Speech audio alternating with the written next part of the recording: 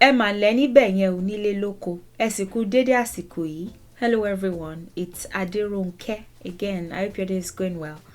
Today I'll be teaching you a song, a Yoruba song for the deity Yemoja. It's high time I started teaching Yoruba songs from Nigeria as well. The words are Eleyin ọmọ Yemoja.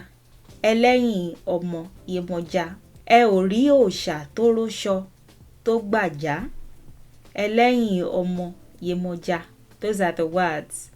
So it's really just this line and this line that you have to learn. The last one is a repetition of the first. Eleyin ọmọ Yemoja. Ẹ ò rí òòṣà tó róṣọ tó gbàjá. Eleyin ọmọ Yemoja. And I'm going to sing it. Eleyin ọmọ Yemoja, Eleyin ọmọ Yemoja, ẹ ò róòṣà tó róṣọ tó gbàjá. Eleyin ọmọ Yemoja, Eleyin ọmọ Yemoja, Eleyin ọmọ Yemoja, ẹ ò róòṣà tó róṣọ tó gbàjá. Eleyin ọmọ Yemoja, Eleyin ọmọ Yemoja, Eleyin ọmọ Yemoja, ẹ ò róòṣà tó róṣọ tó gbàjá. Eleyin ọmọ Yemoja, Eleyin ọmọ Yemoja, Eleyin ọmọ Yemoja, ẹ ò róòṣà tó róṣọ tó gbàjá. Eleyin ọmọ Yemoja. So the first line of the song you can extend. There is a contraction. Oni ẹ̀yìn is what is combined to form Eleyin. Oni ewedu, elewedu. Many times we would combine oni with a noun and then you would have ele something or olo something or ele something. It really depends. The first letter of that noun would determine if it would be ele or ele or olo or olo or olo. We combine words anyway. I don't want to make this confusing. I'll probably address it separately. Eleyin is oni ẹ̀yìn ọmọ Yemoja. What does it mean? What does each word mean? Oni is the one who has. That's oni. Ni is to have. So oni would be the one who has. Ẹ̀yìn is back. Omo is, I don't want to do the breaking down of each word because I typically do those separately. I've broken the word omo down in a separate video, like what it means when you combine the noun maker with the verb. So it's just not feasible for me to do it each time, to like break each word down when I'm translating. But I've stated that o and ni is the one who has. You have a here, which is back. In older Yoruba, older written Yoruba, he, the Yoruba letter he that looks like the English H would be here. So ein. Since what century? Maybe the previous century we've been using this. Don't be surprised if you see the E, what looks like the H, the E here in other texts or somewhere else. Ein, the back. Omo is child or children. It really depends. Typically, when you want to make a noun plural, if it's a countable noun, you put awon in front of it. I think I have a video on this. You put awon in front of it and you would say awon mo. However, it's not necessary. If you are talking about children in general, you don't have to put awon mo. It could be children as well. Like it's child and children. You know, a child or children in general, despite the fact that it's more than one child, but in general, you can leave the awon out. It wouldn't even look good in this case. So oni ẹ̀yìn ọmọ, it's not oni ẹ̀yìn àwọn ọmọ. It sounds awkward. So oni ẹ̀yìn ọmọ in this context, ọmọ is child or children, and Yemoja is the deity of the river. Eleyin, the one who has the back of children, is what it is. If you put these words together, the one who has the back of children, Yemoja. So what does that mean when you say the one who has the back? Like what does that mean? The one who has the back. There are two things here. There's the metaphorical aspect, but there's also the literal aspect. And I don't know if double speak is the word, because I think double speak is used negatively. But many times, simple sentences in Yoruba often have their own metaphorical aspects and translations. And it is the case here as well. If you say Oni Enyomo, you could be saying the one whose back is suitable for children. They have a comforting back. Or the one who has the back of children, that is, they are as much of a nurturer as they are a defender. The one who has the back of children, who is on their side, so to speak, who protects, who nurtures and comforts, and is able to do both. I suppose being a good mother also, whether you consider it consciously or not, comes with defense. There's a way that you balance nurture with also being proactive. Being able to combine activeness and passiveness is a core part of it, I think. So she does both. She's on their side, she's behind them, she's protecting them, she's watching out for them, which is the protection aspect. But her back is also available to comfort them. The second line, Òrìṣà torosho tó gbàjà. If the first line wasn't indicative of the nurturer and protector aspect, this second line confirms it, establishes it. Òrìṣà torosho tó gbàjà. It's a rhetorical question, a Yoruba type of rhetorical question, and I'll break it down soon. When you extend this, because there are contractions here as well, this is a contraction of one word, of the word Òrìṣà. To is also a contraction. Rosho is a contraction. Gbàjà is a contraction. So when you extend, Òrí Òrìṣà tí ó ró aṣọ tí ó gba ọjà. Òrí Òrìṣà tí ó ró aṣọ tí ó gba ọjà. The is you in the plural sense, could even be honorific, but plural sense. O is a negator. So wherever it appears in a sentence, standing alone like this, it shows that there's a negation in that sentence or in that part of the sentence. So you could translate it here as do not. Ri is see, Òrìṣà is deity, the one who has been specially selected to perform certain roles and at a higher level than is typical, the one who has a specific purpose. And those people tend to be, I don't know whether to call them light workers, but they are people that you tend to notice. Well, they may become deified in the elaborate sense, sometimes not necessarily, but you remember them for the purpose that they've come to this sphere to serve. And then Tio is that. T-O is like that. This is the good translation for it, because I'm trying to think, if it's not that, then what else works? To, that works here. Ro is to wrap around the body, especially in the context of fabric. When you wrap it around your body. Oro asho. Asho is fabric. T is T-O is like that. Ba is actually the word, but because a noun is coming after, it changes. Was it the most recent Yemoja video that I said it? Because I recently translated a Yemoja song from the Caribbean and I promised to make that video. So I have to, it's just appearing everywhere. So I have to make that video.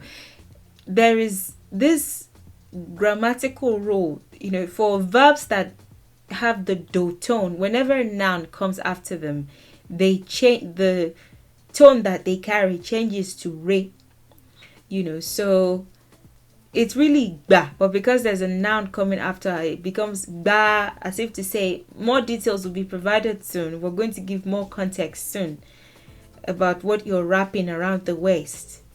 So ba is really what it is, and that is to it's not perfectly wrap around the waist, to be honest. The word ba is very versatile. Not as versatile as words like pa, but because pa has like 200 meanings. Ba is also that versatile. It could be to receive, it could be to accept, which can be very similar if you look at them. It could be to agree. It could be to envelope, which I think is close here. If you say orun gbale, to take over. It could even be to like ambush. It really depends on what you're talking about. If you want to describe that as a ridiculous odor has filled the house, you would say orun buruku gbale, something like that. Like a bad smell has enveloped the house. It has taken over the house. In the context of oja, which is sash, when you say baja, and it's typically combined like this, but it's really ba oja, you're saying somebody has tied, well, I don't know if envelope does it, but they've tied the sash around their waist. So they've enveloped their waist with it, so to say. So maybe envelope, if you're just looking at the word in and of itself and not trying to actively explain what it represents or what it means in this context, then you would just say envelope or take over. But if I say take over the waist, then it sounds somehow. If I say envelope the waist, then it's wrap around. That's more like it for a piece of fabric. And oja is sash. In the communities of the elders, it's even more significant, and more representative of certain things and certain roles. As far as the transliteration and translation are concerned, because I tried not to, typically I'll do the transliteration and then I'll do the translation, but I just thought I don't want to translate this any further. Then I start to change the meaning or how the question is framed. So I just left it like that, as transliteration and translation. It's a rhetorical question. It is, you do not see the deity that wraps fabric around her body and ties a sash around her waist. Like, it's like saying, look at, like, do you see this kind of thing? I don't know how to translate the mood over from Yoruba to English, but some people might have already caught on at this point. Like, it sounds like, what kind of question is this? You do not see the deity that wraps fabric around her body and ties a sash around her waist. You do not see. In Yoruba, the mood that it carries is, do you see this? Like, are you seeing this? Do you see this deity?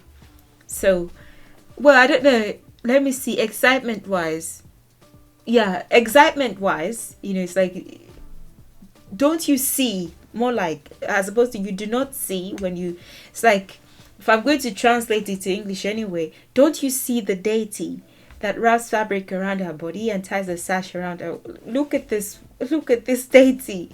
Look at, like, marvel, at this.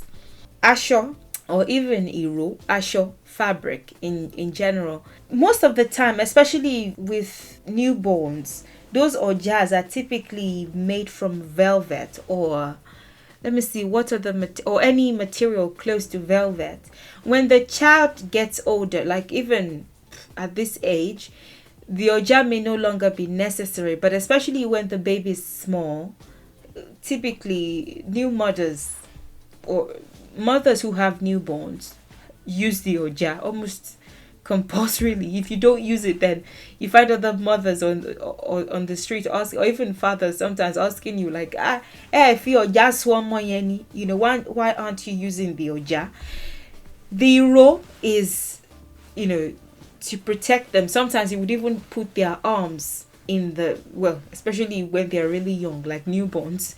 If you have to go out, but you have to take your baby with you, you have to put their arms in the fabric, so they are like this, so the arm would not be sticking out. So it's very comforting. And typically when babies are crying and our women put them on their backs like this, they sleep off almost immediately. except maybe it's hunger or something. Typically, if they've been fed and everything and they're crying, this will put them to sleep fast because it's really comforting. So that's the significance of the asho or the iro. The oja is for extra security, is for defense, is for extra protection. It's like I'm comforting you. That's what the iro does, what the asho does. But I'm also making sure that you're safe and secure on my back, that you don't fall, or because you're so little, you don't sleep off my back while I'm performing certain activities. So it's for defense. One is for comfort and nurture.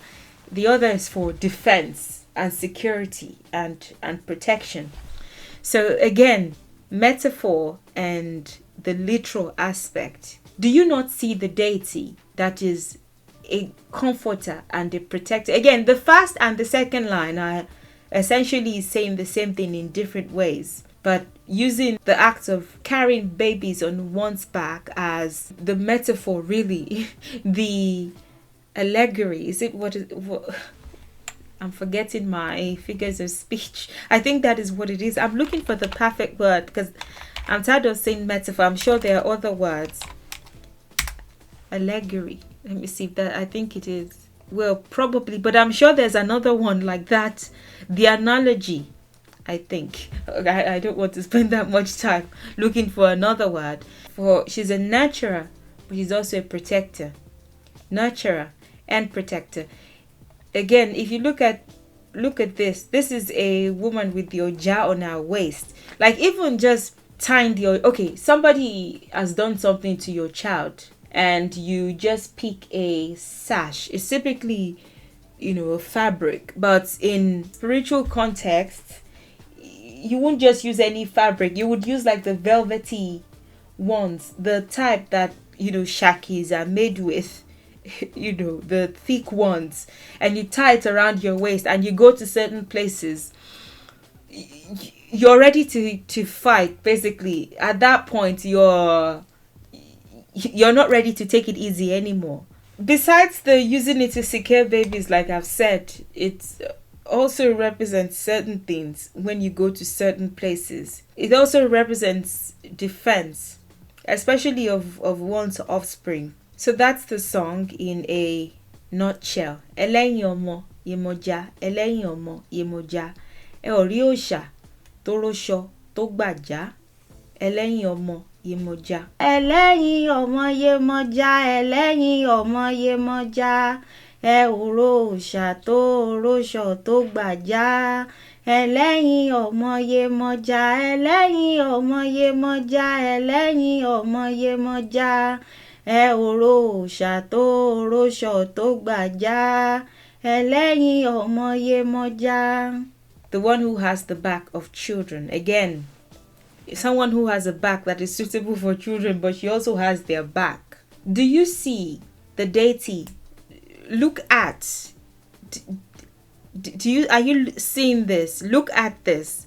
In awe of her, in reverence of her, in the honoring of her, you could say. Do you not see this? Do you see this? Okay, I've removed the negation so that it sounds more like something that you're used to in English. Okay, this is probably good enough.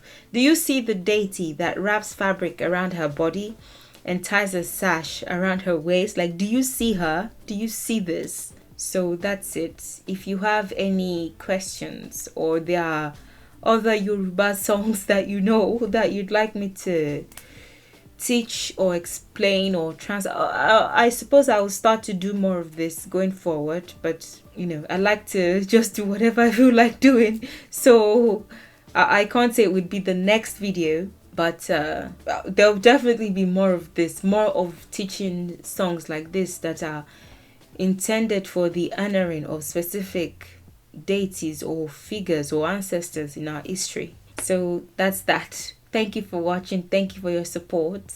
Enjoy the rest of your day, and bye for now.